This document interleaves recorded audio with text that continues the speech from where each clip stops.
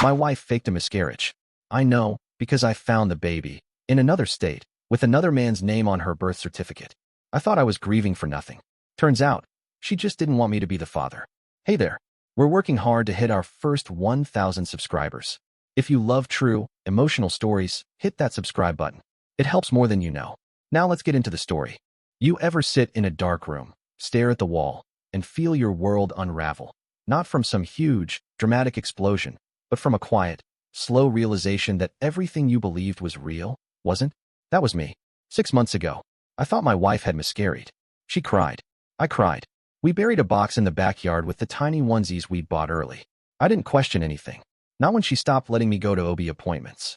Not when she said she wanted to grieve in private.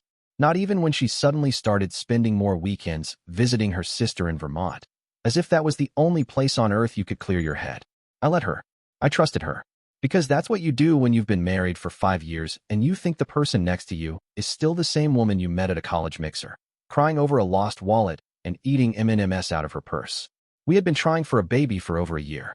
IVF was on the table. The second she announced she was pregnant, I was already Googling crib styles and tracking baby name popularity charts like an idiot. When she told me we lost it, I broke in ways I didn't know were possible. I didn't eat right. I stopped sleeping. I quit a promotion because I couldn't imagine leading a team when I couldn't even get my own house in order. And through it all, she just got quieter, more distant. She didn't rage or collapse like I did. She just faded. I didn't realize what I was looking at until it was far too late. What cracked the whole illusion wasn't some big fight. It wasn't her confessing. It wasn't her getting caught. It was a photo, an anonymous message on Facebook. No words, no context, just a photo of a baby, newborn, swaddled in pink, tiny curls on her head, and a face I couldn't unsee, because it looked like my wife. Not just my wife. There was something in the nose, the cheekbones, the slightly worried brows. It triggered something primal in me, like recognition before logic could catch up. The sender didn't reply when I asked who they were, but they did send one more thing, 2 days later. A copy of a birth certificate. Same baby. Same date that would have matched my wife's due date. Only this time, the mother's name matched my wife's maiden name. And the father's? Some guy I had never heard of. Name, address, and a hospital 2 states away from where we live. I thought maybe it was a coincidence. A woman with the same name. So I reverse searched the father's name. He worked in tech. A mid-level marketing exec who, get this, used to do contract consulting for my wife's company. I recognized him from a blurry LinkedIn profile. She had mentioned his name once, years ago. Said he was annoying. One of those arrogant startup types. Right. I couldn't breathe. I called her. She was at brunch with friends. I said, very calmly, "Can you come home?" She was back in under an hour. Didn't even look suspicious, just slightly annoyed, like I'd interrupted her afternoon. I handed her the birth certificate without a word. She looked at it, blinked. Her lips moved like she was trying to form a sentence. And then she started crying. Not sobbing, just tears falling, silently, like a switch had flipped. "I didn't know how to tell you," she said. She sat down on the edge of the couch, like her legs had stopped working. "I messed up." That's what she called it. A mess up. I asked whose baby it was. She looked down at the floor and whispered, "Yours." Probably. I sat down too. Not because I wanted to. Because my body gave up. That was the moment the grief turned into rage. Not loud, fiery rage, but the cold, nauseating kind. The kind that sits in your stomach and curdles. She told me the whole thing, or at least, her version of it. That she had been sleeping with this other guy, let's call him Mike, off and on for about a year. That she didn't mean to fall for him. It was just a distraction. That when she got pregnant, she panicked. Didn't know whose it was. Thought it was Mike's. So she told both of us different lies. Me, that she miscarried. Mike, that it was his child. That she was moving closer to family and wanted to raise the baby with him. And me? I buried a box in the backyard and lit a candle every year on the due date. She was never at those memorials. And now I know why. After she left, I just sat there for what felt like hours. I didn't call anyone. I didn't scream. I opened my laptop, dug into everything I could find on Mike. His job, his family, even photos from what looked like a baby shower I never knew happened. I wanted answers. I wanted the truth. And most of all, I wanted to know if I was really that child's father. Because if I was, that meant someone had stolen my daughter. And if I wasn't, that meant I had grieved a child that never even existed for me. The night I found out the baby might actually be mine, I couldn't sleep. It wasn't just the betrayal. It was this horrifying uncertainty. What if I had a daughter out there? What if she was being raised to believe some other man was her father? What if she never even knew I existed? I couldn't sit with that. I tried to get more information out of my wife. Well, ex-wife, as of that moment in my mind. But every answer she gave just made things worse. She said she hadn't planned to fake the miscarriage. It just happened. She didn't know how to tell me the truth without breaking me. So she told Mike it was his baby, moved in with him temporarily, registered the birth under his name. Then, a few months later, she quietly moved back to our city and pretended it never happened. That wasn't a lie of panic. That was a full-on strategy. She was playing two lives, and I'd been edited out of one of them completely. The next morning, I found a local private investigator with experience in paternity fraud and parental abandonment cases. I explained everything. Well, almost everything. I left out the part where I fantasized about setting fire to her car. I gave him the photo, the birth certificate, Mike's name and company, and everything I could dig up. He didn't even blink. "This isn't even the worst I've heard this month," he said, like this was just another Wednesday. That night, I slept for the first time in days. Only because I knew someone was out there actively digging into the truth for me. It took 5 days. Just 5. And when the investigator called, he didn't ease me into it. "She's yours. 99.98%. I got a swab from a pacifier that had her DNA on it, compared to yours. I couldn't even feel my hands." That was supposed to be the moment I broke down. The moment I collapsed in gratitude or anger or some messy, dramatic emotional purge. But instead, I just stared at the wall. Again, because now I had a daughter, and she had no idea who I was. The report also included Mike's reaction. He had no clue. Apparently, she told him the kid was his and wasn't comfortable doing a paternity test, and he just went with it. Bought the story. Became a dad. Mike lived 3 states away. He had baby photos on his office desk. The PI got a photo from a source who worked in the same office building. This guy was in it. He was raising my kid like she was his own. And now came the next impossible question. Do I blow up this child's entire world by stepping in? Because yeah, she was mine. But she was also too young to understand who I was or why some stranger was now fighting to be part of her life. Still, I could not act. I met with a lawyer the next day. She was calm, efficient, and very clear. "This is one of the nastiest kinds of custody messes.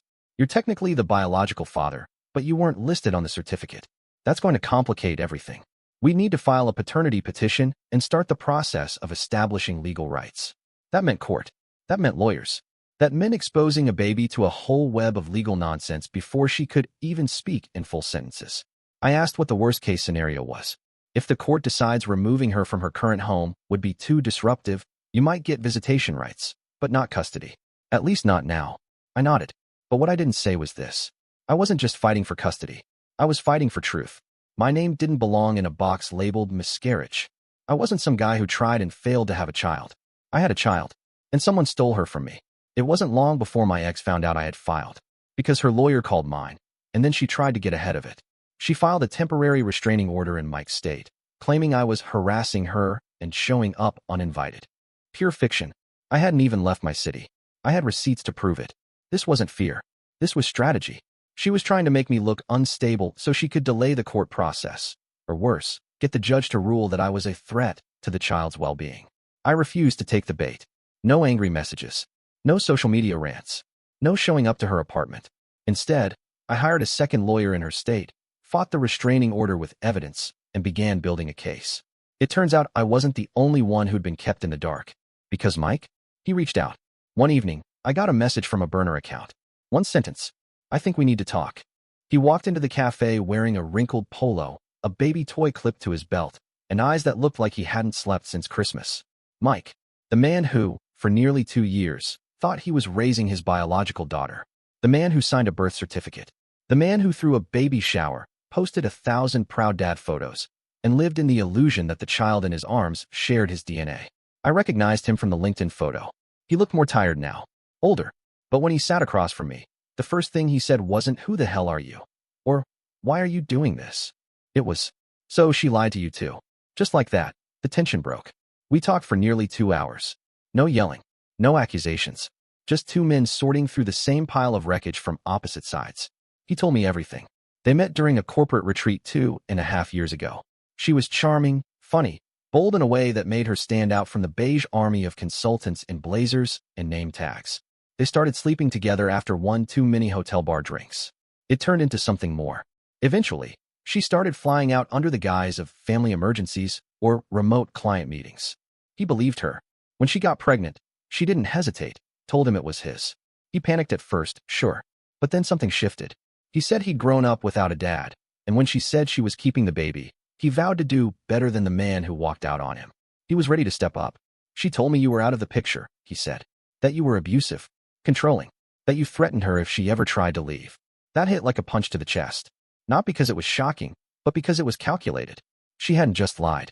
She'd rewritten the entire story. To him, I was the monster. To me, Mike was the affair. And to her, we were chess pieces.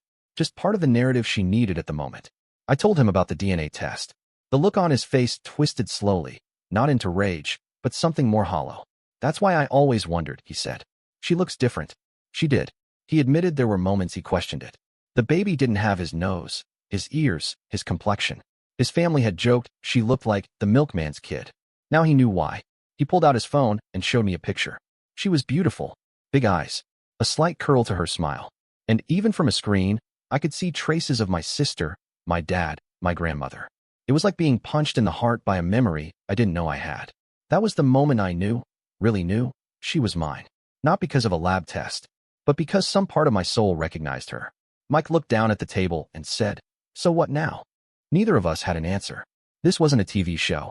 There wasn't a neat ending where one dad walks off and the other gets the kid. She had both of us wrapped around her lies. And now we were both standing in the wreckage. But I wasn't going to stay in it. I told Mike I was filing for legal paternity and that the court would be reaching out to him soon for records. I said I wasn't trying to rip his world apart, but I had a right to be in my daughter's life. He nodded, and then he said something I didn't expect. "I want to help you." I stared. He went on. "I feel like an idiot, but I'm not going to let her screw another person over. I'll give the court everything. Emails, messages, the whole history. If it helps you, it's yours."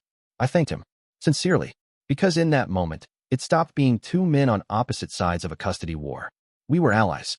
And my ex? She had no idea what was coming.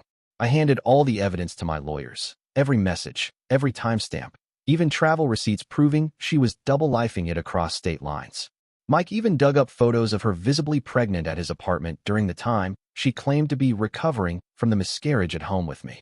It wasn't just betrayal. It was fraud. And then came the next layer.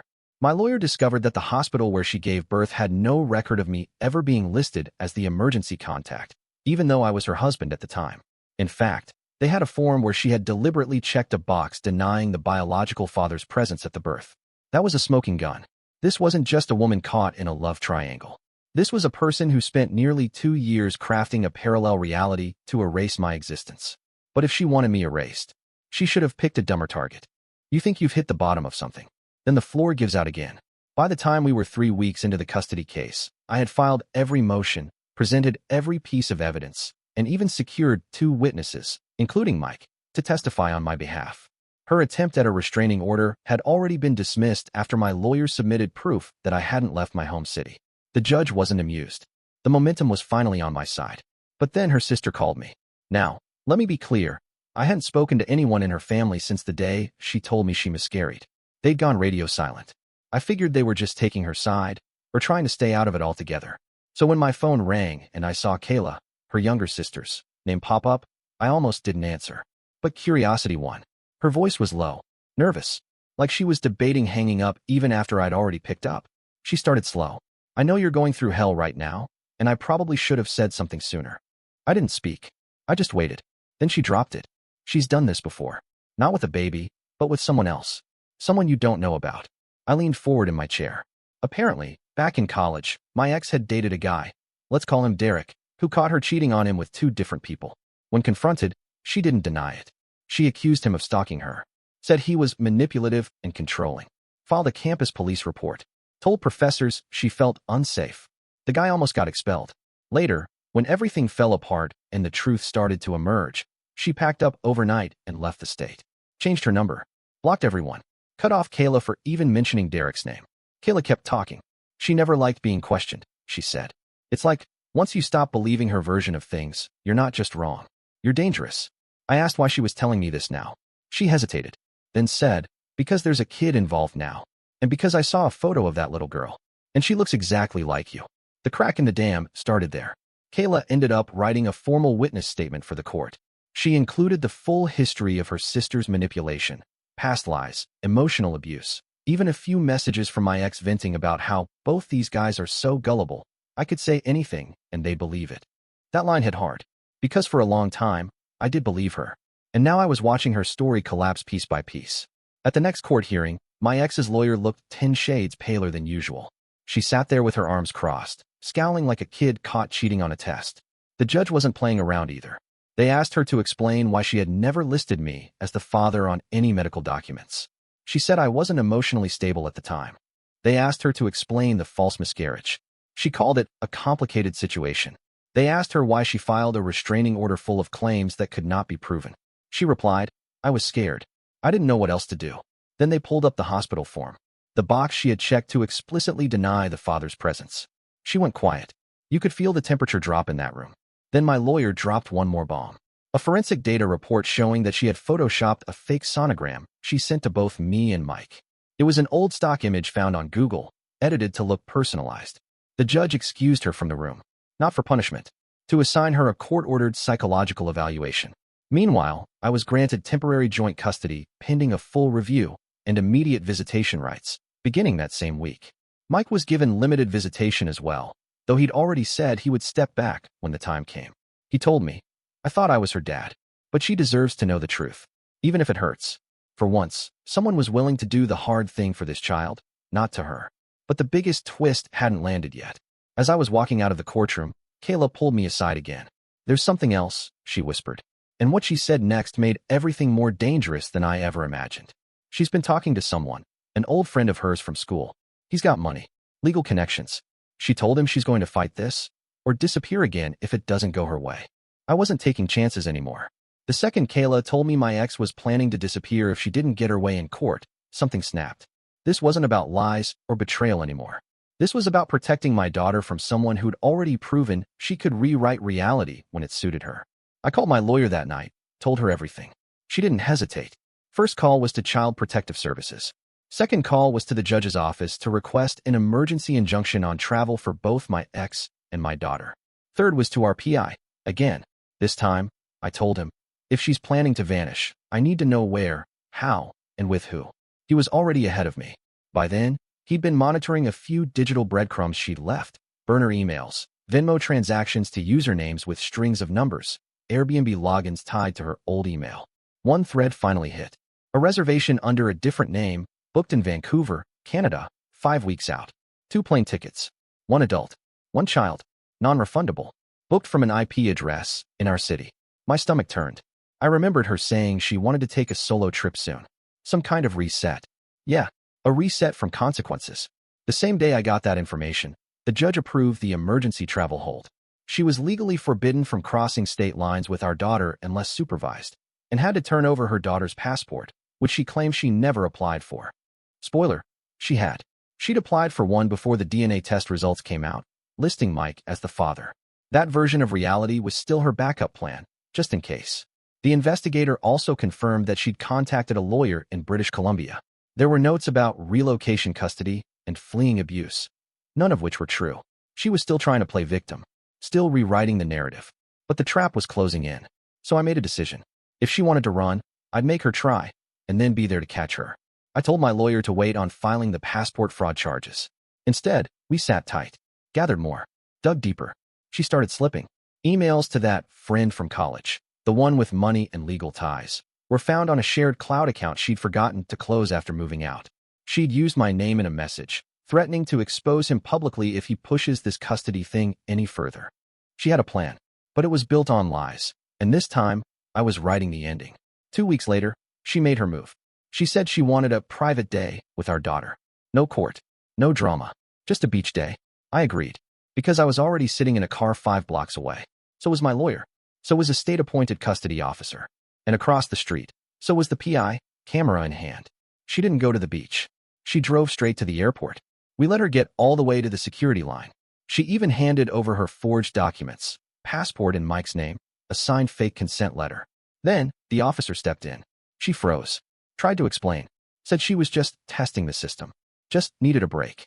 Then she saw me, standing beside the agent, watching. And for the first time, her face cracked, not with sadness, not with guilt, with fear, because now she knew the game was over. Her lawyer dropped her. CPS opened a case. The court stripped her of custodial rights, pending psychiatric evaluation and criminal investigation for interstate fraud and attempted abduction. Mike, to his credit, showed up at the next hearing. He told the court, "I thought I was this child's father. I was wrong, but the man standing next to me isn't." He pointed to me, then said, "He is." She tried to speak. The judge didn't even let her finish her sentence. Gave me full temporary custody on the spot. Supervised visitation, pending a full review. It was over. At least, the legal battle was. The emotional one? That was just starting. Because 2 days later, I sat across from my daughter for the first time where she recognized me not just as a visitor, but as someone who wasn't going anywhere. She reached for me, and my world cracked wide open. I thought getting full custody would be the hard part.